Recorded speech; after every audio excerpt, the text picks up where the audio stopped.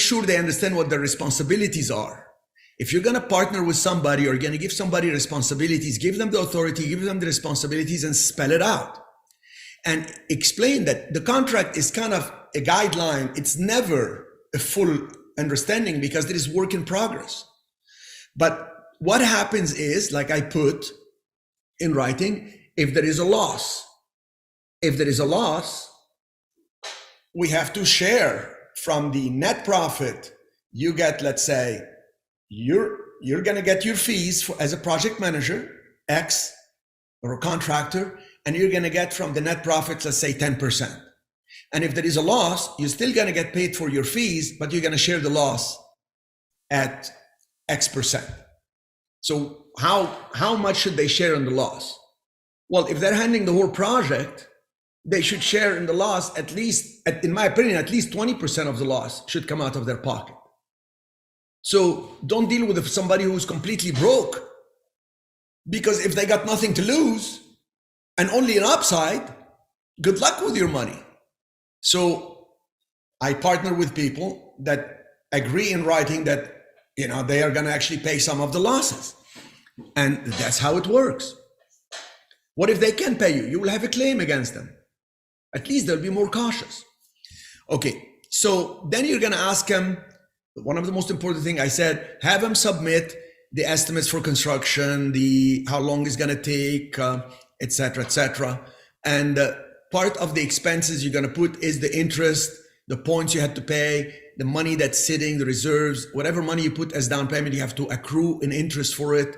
In my opinion, you accrue interest on your money based on what it costs you to get that money, or whatever the lender is charging you. By the way, like construction loans right now, as I speak to you, the banks have gone crazy. I mean, in Los Angeles, a construction project, they asked for 10% interest. This is a regular lender. It's not a hard money.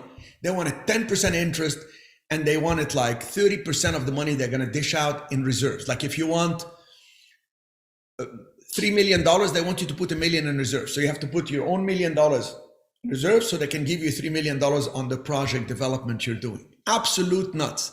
They are bound on dropping the economy. I think by May, it's going to be the complete disaster in 2023. As a matter of fact, the prediction is the stock market should be dropping about 20% by end of May, because still the sentiment is strong. There is still movement in the market. There is still movement. Despite a drop, S&P 500 dropped 20% by the end of 2022.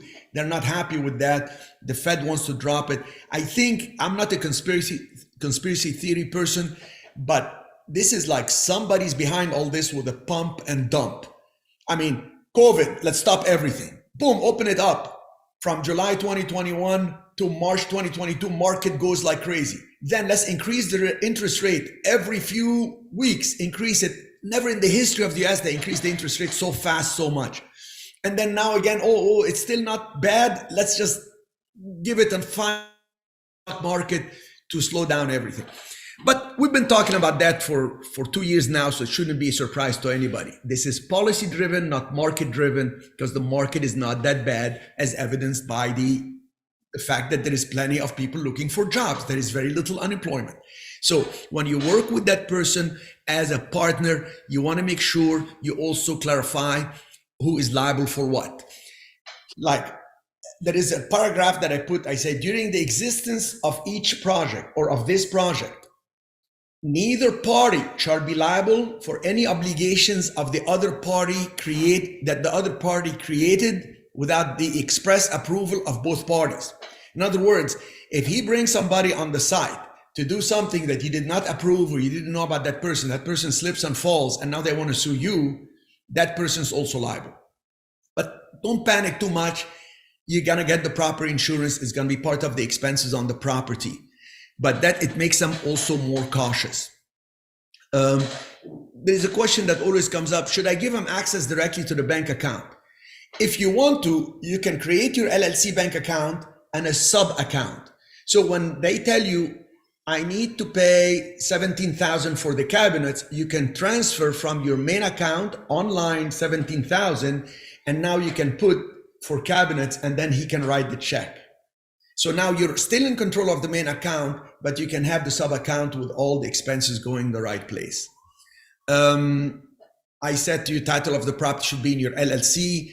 This way you're in full control. You should also now at the end say that you are going to discuss with them, but you don't need their approval on what the selling price will be. You don't want to come in last minute and you're going to list the property and he says, no, I think we should list it at $1.3 million. And you're saying like $1.3 million is not realistic.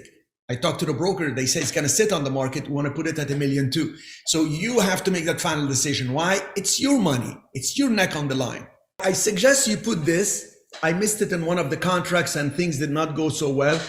And I had an opportunity to get out and actually make a little money instead of making a lot of money. Sometimes a bird in the hand is better than 10 in the bush.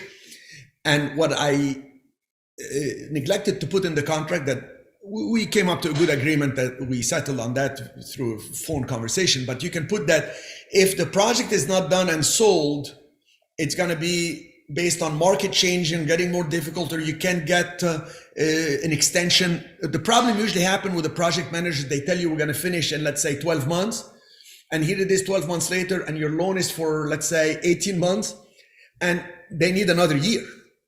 This can happen. I mean, we don't know. COVID can happen again. That's what it is. So you need to say things like, in case lender changes terms or refuses to extend the contract, etc., you will have the right to make the final decision on that, because again, your neck is on the line and you don't want to go bankrupt. So, and I suggest you have a paragraph for death or incapacity of parties. I had during COVID, one Irish contractor who was in the midst of a project, and then his mother had COVID. He had to fly to Dublin, Ireland, was out of communication for 3 weeks. I went back, I looked at the contract I had with the guy. I didn't have a section for no show, no call for a period of time. So I went and I hired another contractor and I just finished the project. Then he called me, and he called me through lawyers and threatened. And I told the lawyer, I said, not only will I counter sue, but I will sue you as the attorney for even suggesting that you should have waited, and it cost me money. I never heard from them again. So you have to understand that you should put something about them being available and focused, etc. I went off on a tangent for all this, but it's very important if you're going to get into these joint ventures that are ongoing for a period of several months where a lot of money is involved. It could be very profitable for both, but you should constantly be apprehensive about what can go wrong. In general, partnerships go crazy if you make a lot of money, somebody gets greedy, or if you lose money, somebody gets too upset. It's like within a simple range. So that's why having things in writing make things really, really good.